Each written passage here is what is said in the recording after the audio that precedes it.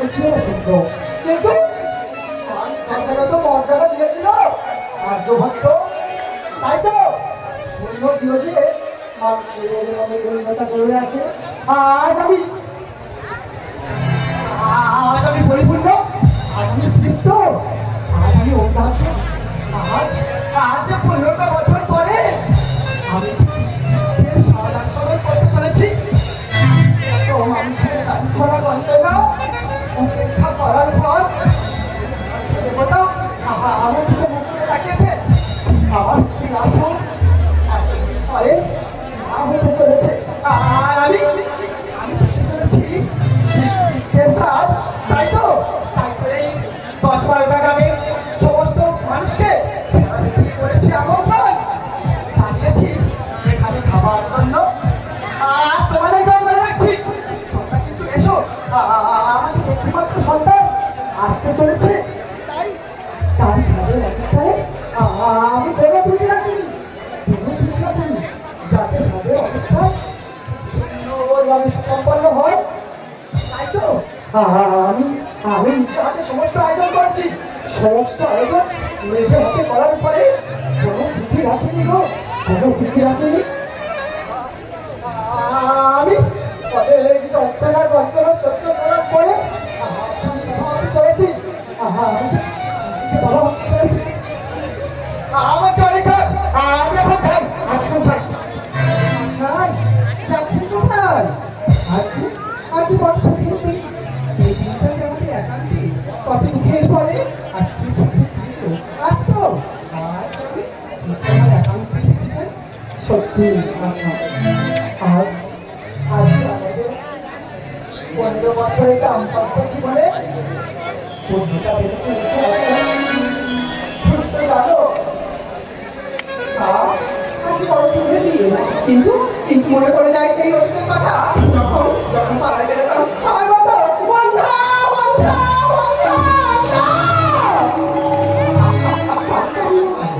পারতাম না সত্যি বলতে, বড় কষ্ট হতো।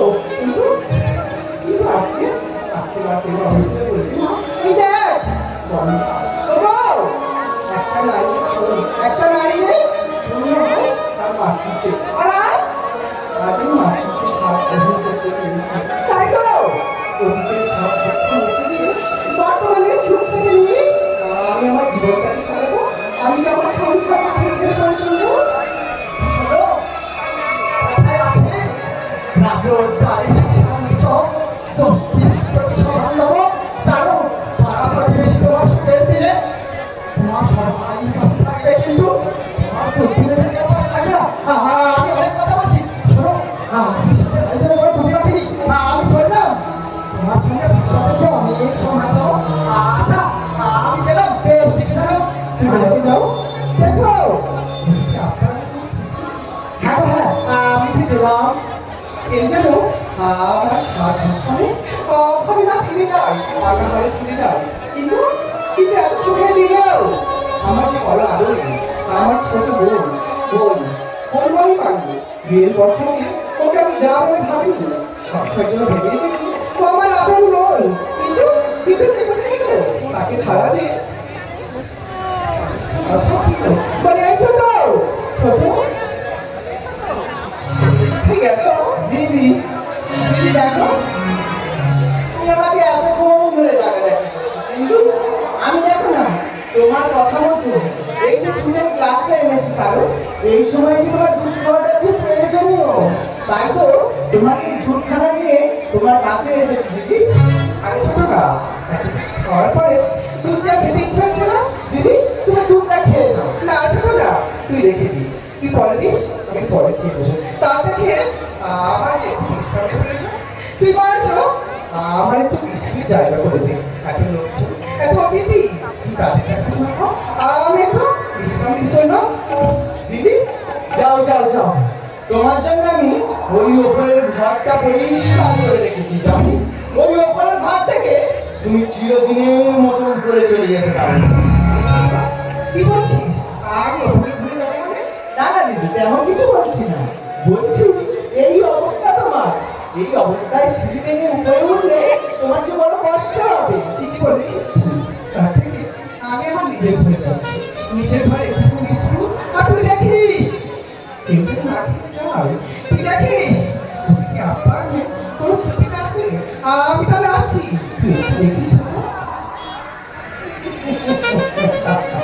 যাও যাও যাও দিদি ওই সামান্য কটা এসে ওই সামান্য কটা শিখবে তোমার এই উপরে উঠতে কষ্ট হচ্ছে কিন্তু এই দুধটাকে তোমাকে যে খেতেই হবে এই দুধটা খেলে আর কিছুক্ষণের মধ্যে চিরদিনের মতো এই পৃথিবীর মায়া ছেড়ে ওই চিরদিনের মতো উপরে চলে যাবে নমস্কার আমি ছিলাম সেনগুপ্ত এই সেনগুপ্ত পরিবারে একমাত্র পুত্র জানি না অন্তরটা বিষে ভরা মুখে মধু আমি ছিলাম সেনগুপ্ত এই সেনগুপ্ত পরিবারের পুত্র বলে আপনারা কি ভাবছেন আজ 15টা বছর পরে এই সেনগুপ্ত পরিবারে বংশের পরিবার চলেছে বলে আমি তো আনন্দে আছি না সেটা তুমি ভেবে থাকো সেটা তোমাদের ভুল ভাবনা কারণ ভালোবাসাটা দেখাতে হয় তাই ভালোবাসাটা দেখে কিন্তু মনে যে আমার বিষের জ্বালা কারণ ওই বন্ধা বন্ধা বন্ধা ওই শব্দটা শুনতে আমি যা ভাবিয়ে উঠেছি ওই শব্দটা যখন শুনেছি তখন আমার মনের মধ্যে আগুন জ্বলে উঠেছে প্রতিহিংসা তাই তো ওই আশা সেনগুপ্তকে চিরদিনের মতো এই সেনগুপ্ত পরিবার থেকে মুক্তি দিতে হবে তাই ওই দুধের গ্লাসের মধ্যে বিষ মেশানো ওই বিষ মেশানো দুধটাকে ওই আশা সেনগুপ্তকে জোর করে খাইয়ে দেবে দিয়ে আমার মনের চাপ আমি মিটিয়ে ফেলবো আমি আর দেরি করবো না আমি চলে যাচ্ছি ওই দুধটা খাবার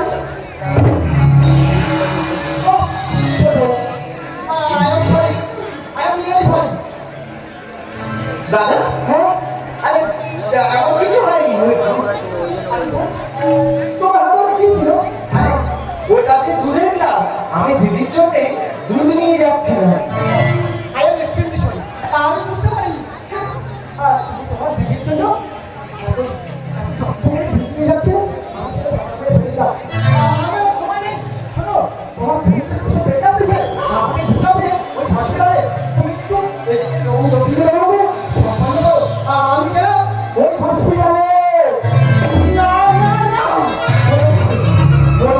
আমি আপনাকে পাচ্ছি না কেন আমার সমস্ত প্ল্যান বিফলে চলে যাচ্ছে আমার প্ল্যান কাজে লাগছে না কেন কিন্তু যে কোনো প্রকার আশা সেনগুপ্তকে এই সেনগুপ্ত পরিবার থেকে মুক্তি দিতে হবে তা না হলে যদি সেনগুপ্ত পরিবারের বংশ যদি ওই আশা সেনগুপ্তের ঘরে চলে আসে সবাই ওকে নিয়ে ব্যস্ত হয়েছে কারণ আমি বলে থাকবো ওই বংশের প্রদীপের তলায় যে কালো আছে ওই কালিটা নিয়ে ওই ঘরের এক কোণে না সেনগুপ্ত পরিবারকে এটা কখনো হতে দেবে না তাই তো আজ মোটামুটি টাকা ঘুষ দিয়ে ওই হসপিটালে ডাক্তার বাবুর কাছে যাবো গিয়ে ওই বংশের পরিবার আসার আগে তাকে আমি নিভিয়ে ফেলবো এই ছিলাম সেনগুপ্ত পারে না এমন লোক আজ জানি না নিজের স্বার্থ চরিতার্থ করার জন্য সব কিছু করতে পারে ছিলাম সেনগুপ্ত চলেছে এখন ওই হসপিটালের মধ্যে মোটা অঙ্কের টাকা ঘুষ দিয়ে বংশের পরিবারকে নিভিয়ে ফেলবে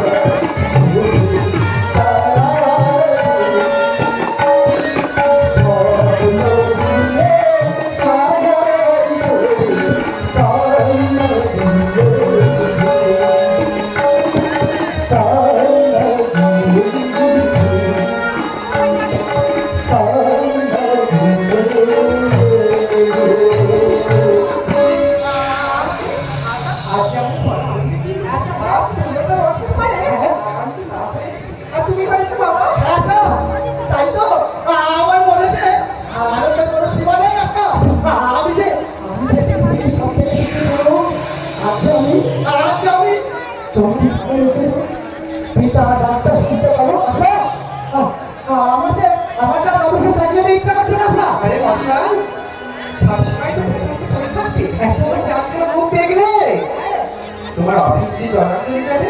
তুমি তো জানো তুমি অফিসে না গেলে কত কাজ পড়ে থাকে। আর এই কদিন তো তুমি অফিসে যাওনি। এই হসপিটালে ছিল, আজ বড় তুমি অফিসে যাও।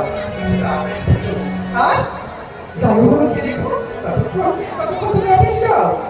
জানি তো জানি, কিন্তু অফিসে বলবে এই ছোট্ট শিশুর মুখ দেখে আমার কোনো কাজ করতে ইচ্ছা করছে না। কিন্তু আমি চললাম, কিন্তু আমি খুব তাড়াতাড়ি ফিরে আসবো। আশা ঠিক আছে, কিন্তু আমার ছেলেকে যেতে আসা, আমি খুব তাড়াতাড়ি ফিরে আসবো। আশা তাড়াতাড়ি ফিরে আসবো, আমার ছেলেকে আশা আপনি ফেরা মনে হয় তুই আমার 7 রাজার খান এক খান মনে হয় তোর মুখখান দেখিয়া তোর গিয়া থাকবে তবে বলতে পারে। কিন্তু কিন্তু এ বাড়ির যে ছোট তোর ছোট মা, সে তো তখন একবারও গেল না হসপিটালে দেখতে। তাহলে কি অভিমান চলে আসে? না না, এমন কি অভিমান কেন? অভিমান করবে কেন? সে যে আমার ছোট বোন। বলে এই ছোট, আমার ছোট যে বাড়ি এলো, তুই তোকে চিনি না? ছোট, এই ছোট। বলো বলো দিদি, দেখো তোমরা বেরিয়ে গেলে তাড়াতাড়ি করে। আমি তোমাদের পিছনে পিছনে গিয়েছিলাম, কিন্তু ততক্ষণে যে তোমরা আবার গাড়ি ধরে চলে এসেছো। দিদি, আমাদের খোকাকে আমার কোলে একটু বেড়ার জন্য দাও। ওকে দেখতে পুরো তোমার মতো লাগছে, আর নামটা যেন দেখো পুরো দাদার মতো।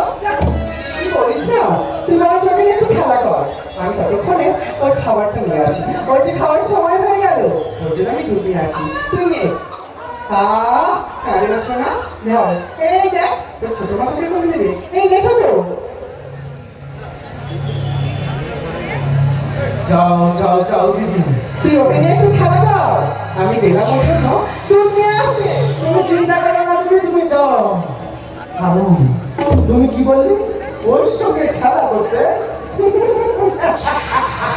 খেলবো তো বটেই, তবে ওর সঙ্গে আমি মরণ খেলায় যেতে দেবো। শুরু করছো, শুরু করছো।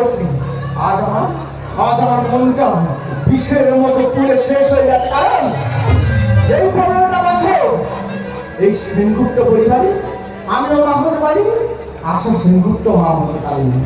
আজ ও মা হয়ে এই বাড়িতে এসেছে, তাই তো সবাই ওকে নিয়ে ব্যস্ত হয়ে গেছে। আর আমি করে থাকবো না, তোকে আমি বাচ্চা দিতে পারবো না। রে শোনা, তোর কাকিমা তোকে আমি নিজে হাতে শেষ করে দেবো। তোকে এমন কিভাবে মারবো? তোকে আমি কি ভাবছি? সাথে হলেও আমি যে একজন নারী, আমি খুন করতে পারি না। না, কিন্তু খুন আমাকে করতেই হবে।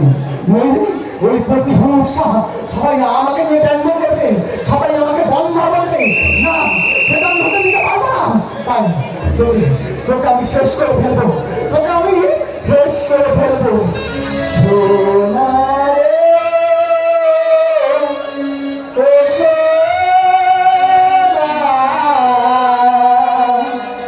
আমার সোনা আয়না রে,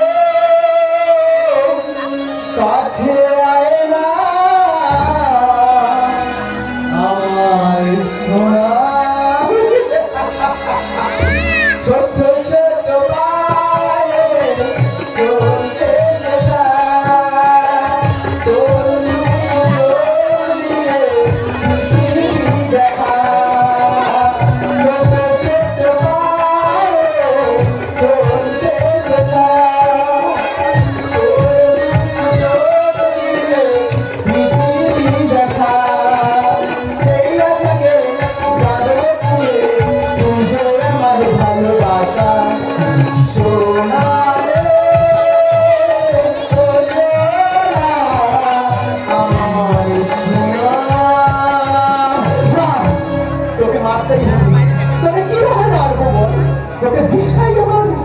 নাকি ইলেকট্রিক মারবে না, বিষ খাইয়ে মারবে, তোর ছোট্ট গলাটা শেষ হয়ে যাবে।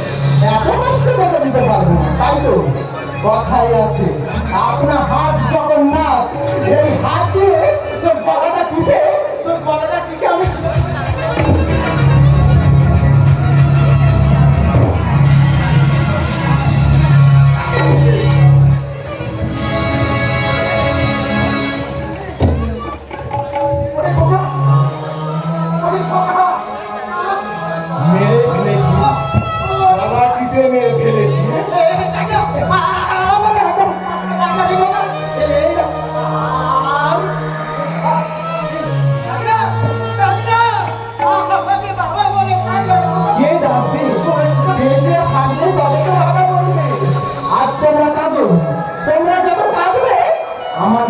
সংসারে শান্তিতে পরিপূর্ণ হয়ে যাবে। কাঁদো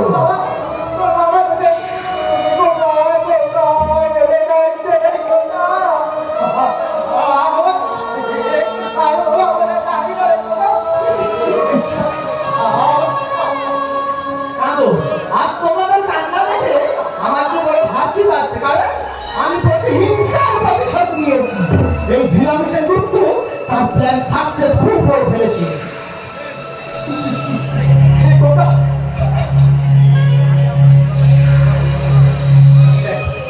সেই মাত্র কান্না আরম্ভ করেছে। এই লোককে নিয়ে আমি আর পারি না। তাহলে কি ওকে আমার কাছে দাও। ওকে আর খাওয়ার সময় হয়ে গেছে। আচ্ছা কি আশ্বাসে যাচ্ছো? আমার দোকানে খাওয়ার সময় হয়ে গেছে। আমার কাছে আমার ফোন নিয়ে দাও। ওর কাছে ভুলে গেছি। আমার ফোন কি দাও? কি সব? আমার ফোন দাও।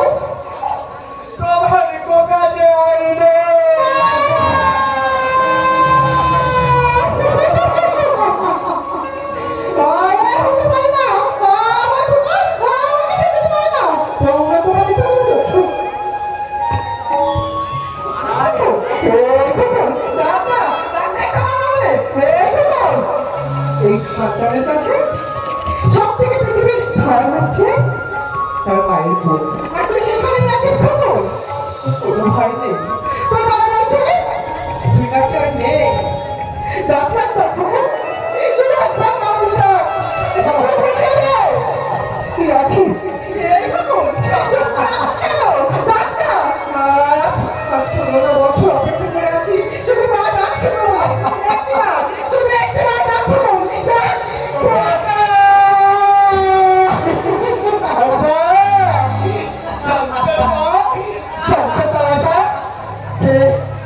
তোমার এই সন্তানকে নিজে হাতে হত্যা করেছে। আচ্ছা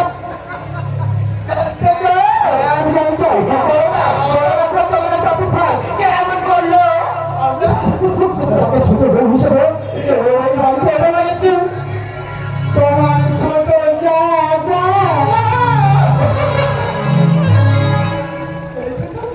তুই কিন্তু কেন?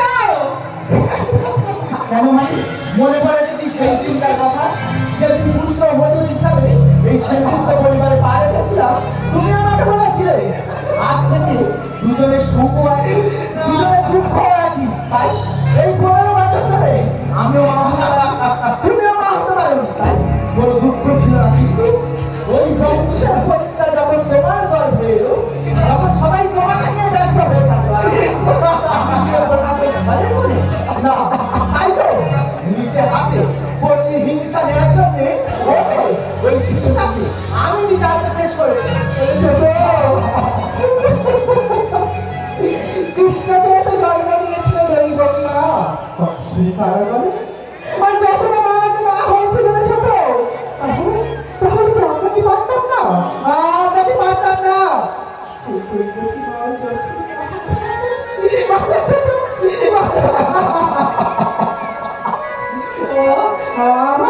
আমার ভেবে কিছু আমি বাঁচতে পারছি না। আমার কুকুরকে ছাড়া আমি কি বড় অন্ধকার, আমার জীবন ব্যর্থ। ওই তো তুই ওই হাতি আমার কুকুরকে তুই বলছিস না? আমার কুকুরের সব মাঠে দে। এই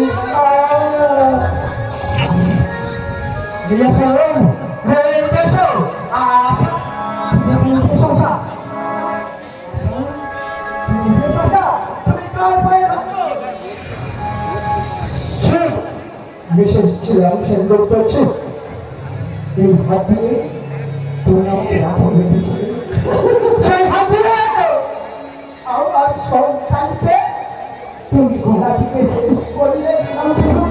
তুমি মানুষ হও, তুমি নারী হও, তুমি ডাইনি, তুমি পিশাচিনী, তুমি ডাকাতিনী, তুমি এই সমাজের বিষ, তুমি এই সমাজের ভাইরাস। তোর মুখ দেখাও বাপ, তোমার মুখ দেখে যদি শুরু কাজে যায়, সে কাজ কোনোদিন শুরু হবে না। এই সংসারে কোনো নতুন করে বিষাদ দরকার হবে না। তোমার মতো বিষাদ দেবে, তোমার মতো বিষাদ লাগি সেই পরিবারে থাকবে, সেই পরিবারের নতুন করে কোনো বিষয় দরকার হয় না। আমাদের সমাজে তোমাদের ওই ভারী বিশ্বাসে আজ বিষাদ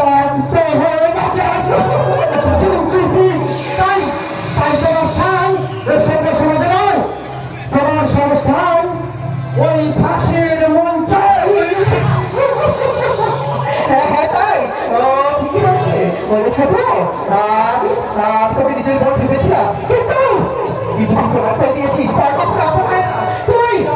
তুই তোকে দেখে সমাজের প্রত্যেকটা মা তারা জীবন থাকে আপনার তারা লুকিয়ে ফেলে তারা বিশ্বাস ও বিশ্বাসে প্রত্যেকটা মন তার দিদিকে ভয় করে। এই সমাজের প্রত্যেকটা মানুষ তোকে নাম তুলে বলে তুই একজন খুনি বলে শুধু তুই মা নামে কলঙ্ক, তুই মেয়ে নামে কলঙ্ক, তুই একটা পন্থা।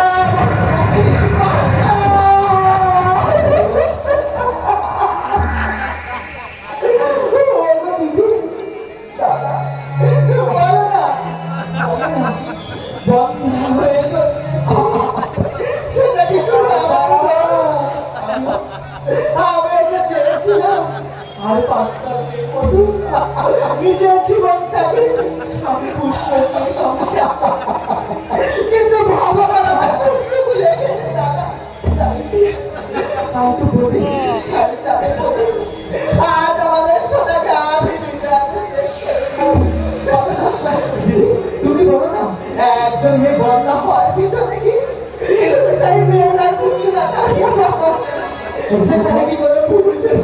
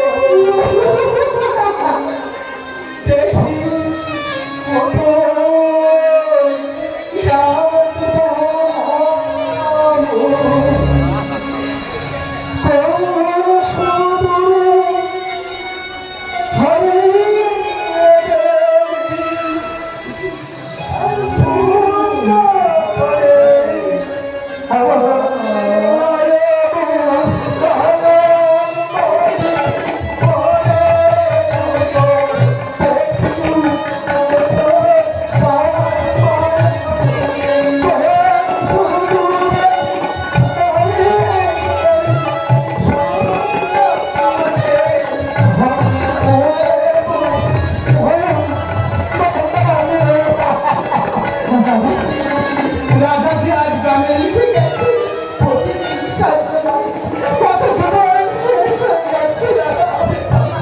আমি যে বড় ভুল করেছি দাদা, আমি গানে রাজা লিখে যায় সবশেষ হিংসা। গানে রাজা লিখে যায় সবশেষ হিংসা। মনে হিংসার ভিড়ে গেল প্রকাশে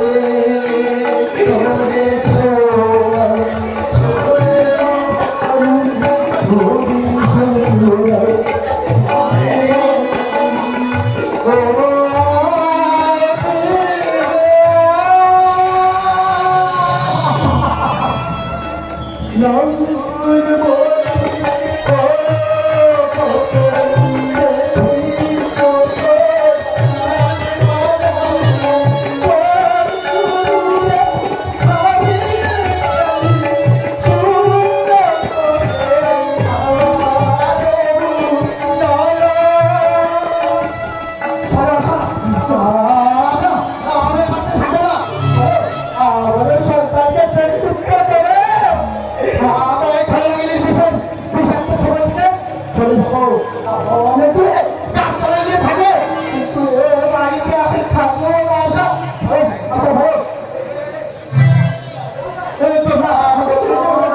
আমি বাড়িতে থাকতে পারবো না।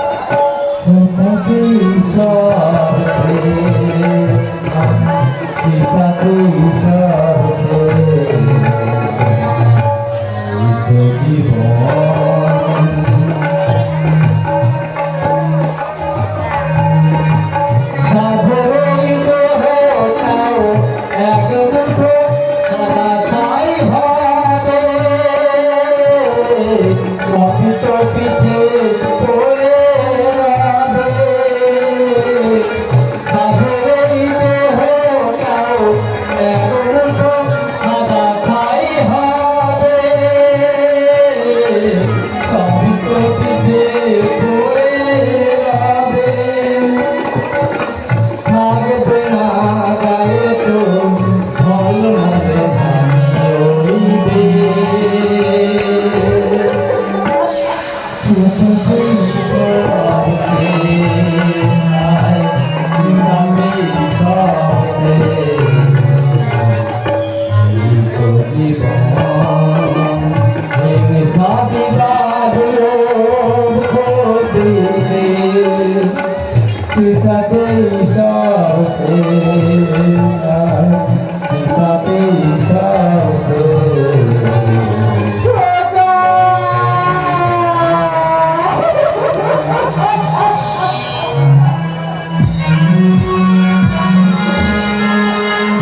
নমস্কার, এখানেই আমাদের গাজন গান আমরা সমাপ্ত ঘোষণা করছি।